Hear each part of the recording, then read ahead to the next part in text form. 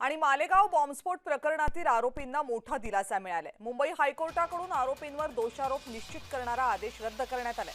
कोर्टाच्या निकालामुळे आरोपींची बॉम्बस्फोट प्रकरणातून मुक्तता झाली आहे। 2006च्या साखळी बॉम्बस्फोटात 37 जणांचा मृत्यू झाला होता।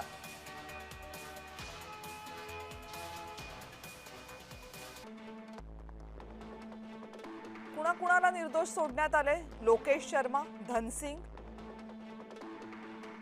राजेंद्र चौधरी, मनोहर नखारिया,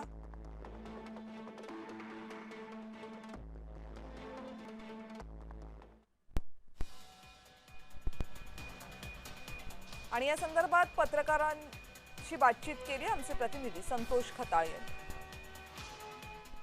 2006 साली जो बॉम्बस्फोट झाला होता, आपण आज त्या ठिकाणी मालेगावच्या त्याच ठिकाणी आलो असून या ठिकाणी जो 2006 साली जो बॉम्बस्फोट झाला त्यामध्ये जे आरोपी होते 4 आरोपी त्यांना आज न्यायालयाने जे मुक्त निर्दोष केल्यानंतर आज या ठिकाणी आपल्याशी बोलण्यासाठी काही मालेगावचे प्रतिष्ठित पत्रकार आहे, आपण त्यांच्याकडून आता काय सांगाल? आज जो बॉम्बस्फोट झाला आणि आरोपी आज निर्दोष सुटले, त्या दिवशी शबे बरातचा सण होता।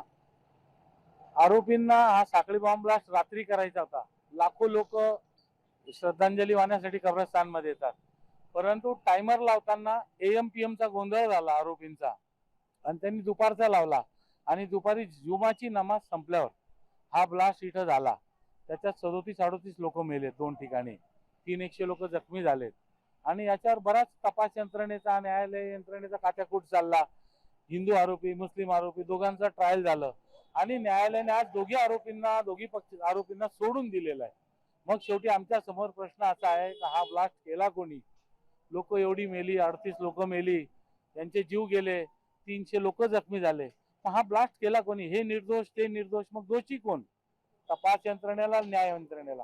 तर याचे खरे आरोपींचा चेहरा समोर आणला पाहिजे आणि त्यांना भारतीय न्यायदंडितेच्या संहितेप्रमाणे शिक्षा झाली पाहिजे। ही एवढी माफक अपेक्षा केली पाहिजे। या देशात जर लोकशाही आहे ती टिकवायची असेल तर न्यायालयीन खेळात तरी असा खो खोचा खेळ झाला नको पाहिजे, अशा अपेक्षा व्यक्त करतो। एकंदरीतच जे 37 लोक जे मेले नेमकं मग बॉम्बस्फोट केला कोणी असं मालेगावकरांना प्रश्न पडला आहे।